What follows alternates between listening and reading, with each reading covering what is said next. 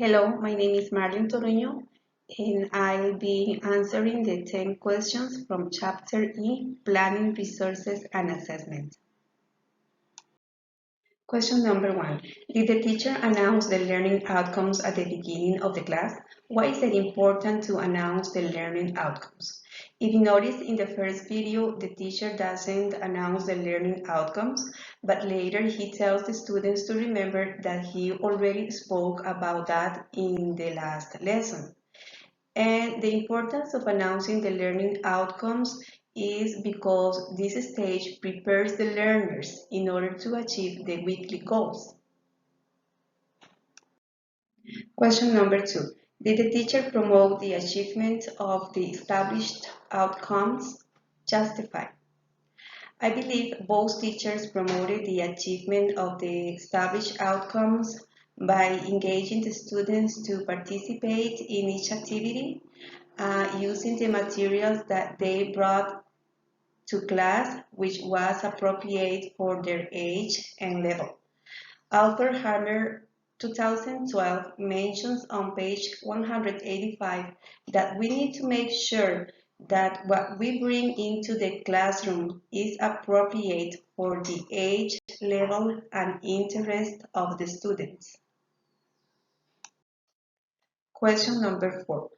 Was the class divided into clear and coherent stages? How can you tell if there is or not a clear division?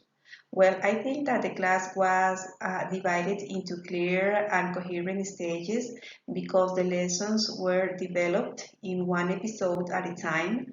Also, the teachers let the students know when each stage is over and when they are going to start a new section. Or author Harmer mentions on page 178 that variety within the lesson is important.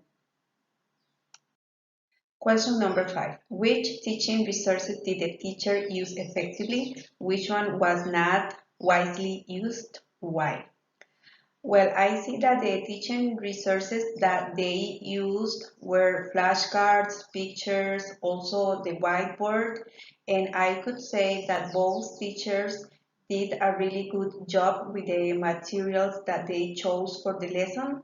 And in my personal opinion, I wouldn't say that there was one material in particular that wasn't used in a wise way. Question number 6. Mention one teacher resource that you considered needs improvements in regards to its design. Justify your answer. Well, according to Harmer on page 190, the flashcards and pictures should be big enough for the students to see them, but not too big for the teacher to hold them. So in this case, I would say that the flashcards used in the charades in the first video should be a little bit bigger. Question number 7. Did the teacher use effective classroom management techniques? Justify your answer. Yes, both teachers were in control all the time. The students follow their directions. Also, I could see that the students were engaged from the very beginning. They showed themselves interested in the class, curious and happy and very eager to participate. So I would say that both teachers were in control and had a very good management of the techniques in the classroom. Question number 8. Were there any moments when the teacher did not use a material? In which stage of this class would you have decided not to use a material? Well, what I have noticed is that both teachers were using the materials all the time during the lesson. And in my case, I would have decided not to use any material in the task completion because in this stage, I could be able to find out if the students reach the goals and the achievements. Question number 9. Did the teacher use any digital resources? How would you have improved the achievement of the learning outcomes by using digital resources? Well, first of all, what I saw is that both teachers use the whiteboard, and according to Harmer on page 188, the board,